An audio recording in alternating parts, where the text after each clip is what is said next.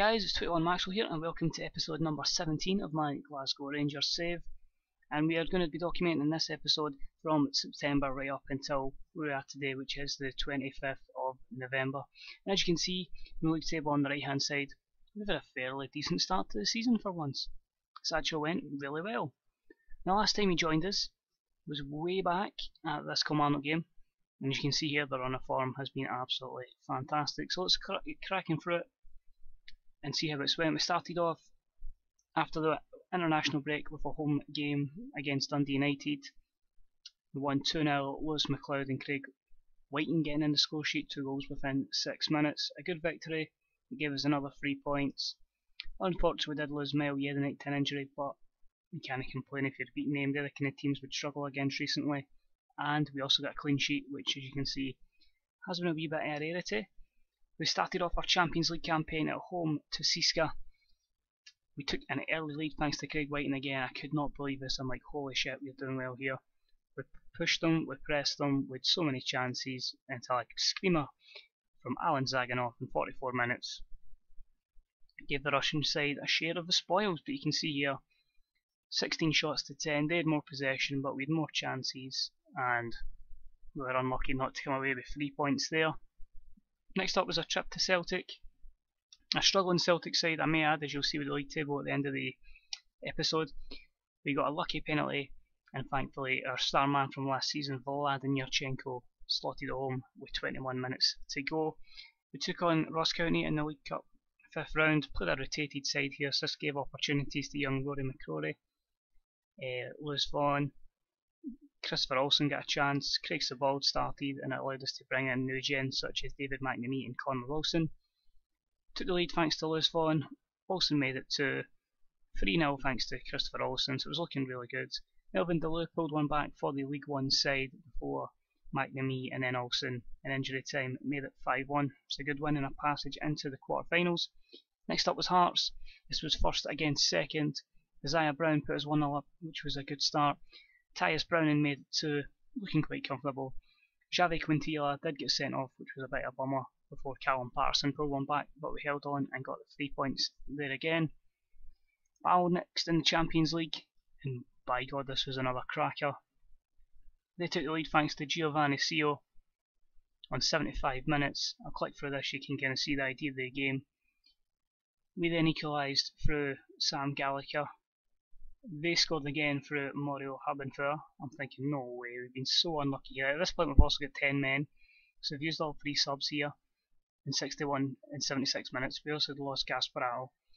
So we're 2-1 down. I decided just to go overload, and Jose Maria Jimenez, 2 minutes to go, bullet header, 2-2. I stole a point, but with the chances we had again, we could have easily won it. The boys have been performing absolutely admirably in Europe. They've been great. We're unlucky. After this was a draw at Inverness. We rotated the team a little bit. We still took a point and a clean sheet, so that was decent. Partick Thistle was the next game after the international break. Joaquin and then a double from Ante Koric gave us a comfortable 3-0 victory. Then the tricky one against Manchester City. Zabaleta put them in front, then Aguero got a penalty. Sam Gallagher gave us an opportunity to get back in it when it was 2-1, and unfortunately they got another penalty, made it 3. We had chances, we were unlucky, but at the end of the day just the 2 penalty decisions fucked us over. And considering the players they've got in the team, I thought we'd really done well. We were unlucky to lose. But after this week back to league business, we took on Aberdeen at home. Yurchenko and Whiting were early goals before Whiting decides to get himself a hat-trick and give us a comfortable 4-0 victory. It also gives a chance to rotate and bring some younger players on in the second half. Partick Thistle was our opponents in the League Cup quarter-final. Koric scoring before a Pereira double. Pereira is so good for long distance free kicks. The amount of 25 yarders he's scalped in the top corner has been amazing, but that's given us a semi-final appearance, and that will be against Dundee United at the start of February. After the Partick Thistle game, we had a trip to St Mirren, scraped a 1-0 win there thanks to Isaiah Brown. I tried to rest people, which you can see there with the likes of Sebald, Lowry and Olsen all playing, because that was before this Man City game, where again we pushed them with nearly as many chances as them, but just in the end they managed to come away with a point. Just quickly show you the goals. Ante Coric put us 1-0 up before Samir Nasri equalising, but with chance after chance, just see there, it comes back to Coric, scalps in the back of the net, and that gives a good lead after 10 minutes. We pushed and pushed and pushed, but unfortunately the midfield they've got, it just came out to Nasri, he scalped it in after the assist from Barai. Despite chances at both ends, it finished 1-1, but again a good point. And I'll just show you now the Champions League group sees us sitting, if we can find our group, which is Group F. We're bottom, but it's not as bad as it looks, because we played the Man City double, we now have Basel at home and CSKA away. And I'm thinking if we can win one and draw the other, the only defeat I believe we have is against Man City, so we've drew the other 3 games. So it's not that bad a situation. I think we can possibly scrape through, and it's going to take a lot of good performances to ensure we do that, but never say never, that's for sure. And then the final game, which was before the international break, was a 3-0 win away to Dundee. Yurchenko, Isaiah Brown and Lewis Vaughan all getting in the score sheet. Vaughan's really coming on now this season. As I said, these stats were all like 9s and 10s. As soon as they started improving, he'll start improving and getting goals. But this is him at 21, I believe. Yep, 21. He's going to be turning 22 soon, but he's a good player to bring in. He's certainly benefited for the 2 loan spells that he's been out. So that was the Champions League group. The Scottish Cup's drawn away at St Johnstone. That's coming up soon, so that'll be a tough one in the 4th round.